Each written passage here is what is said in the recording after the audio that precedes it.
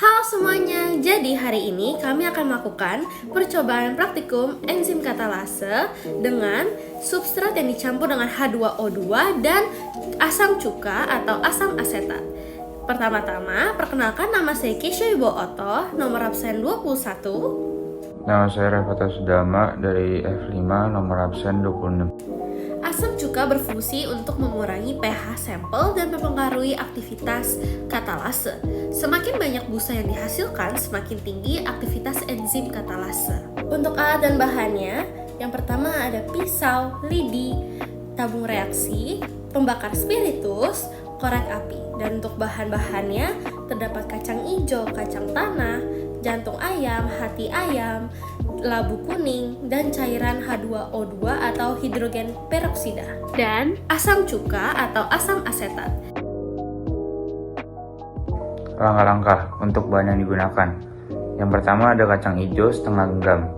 Direndam terlebih dahulu selama 1 hari, lalu hasil rendam dibagi 2. Setengah kacang hijau tersebut dibiarkan mentah dan setengahnya lagi direndam air mendidih kurang lebih 2 menit. Yang kedua, kacang tanah 20 biji.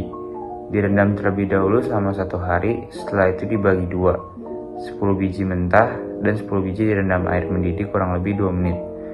Yang ketiga, jantung ayam 4 buah. 2 dibawa mentah, 2 direndam air mendidih kurang lebih 3 menit. Sebelum dimasukkan ke air mendidih, dibelah 2 terlebih dahulu. Yang keempat, hati ayam 1 buah. Dibagi 2, satu bagian dibawa mentah, satu lagi direndam air mendidih kurang lebih 2 menit. Yang kelima, labu kuning 10 potongan masing-masing dipotong kurang lebih 2 x 2 cm. Dibagi 2, satu bagian dibawa mentah, satu lagi direndam air mendidih kurang lebih 5 menit. Setelah semua bahan telah siap yang sebagian telah dididihkan dan direndam, masukkan bahan-bahan yang telah disiapkan ke dalam tabung reaksi yang berbeda-beda dan telah dipotong sesuai ukuran tabung. 5 tabung reaksi berisi bahan-bahan yang telah dididihkan dan 5 tabung reaksi berisi bahan-bahan yang masih mentah. Nyalakan pembakar spiritus dengan menggunakan korek api. Meneteskan 1 tetes asam cuka ke dalam setiap tabung reaksi. Masukkan cair hidrogen peroksida ke dalam masing-masing tabung hingga bahan-bahan tersebut terendam cairan hidrogen peroksida. Membakar lidi di atas pembakar spiritus, lalu matikan api dari lidi. Masukkan lidi yang telah dibakar ke dalam masing-masing tabung dan lihatlah reaksi setiap tabung tersebut.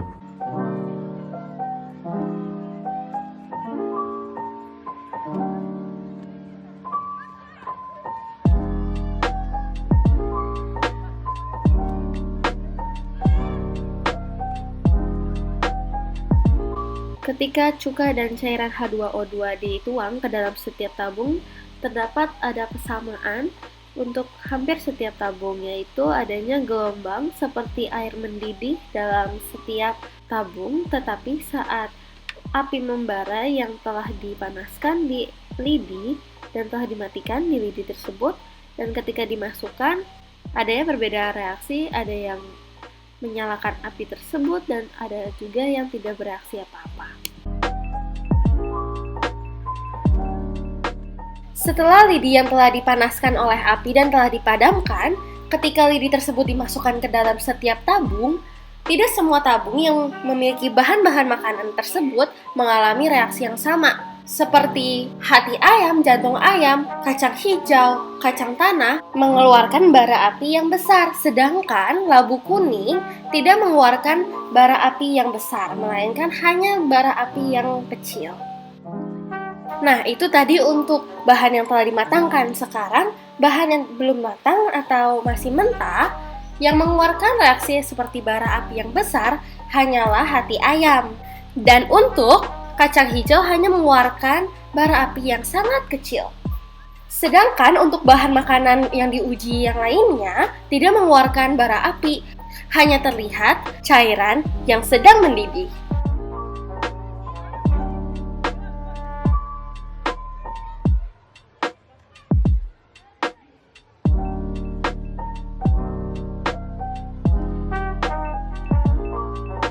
Dapat disimpulkan, aktivitas enzim katalase diharapkan berkurang karena pH asam dari cuka dapat menghambat kerja enzim.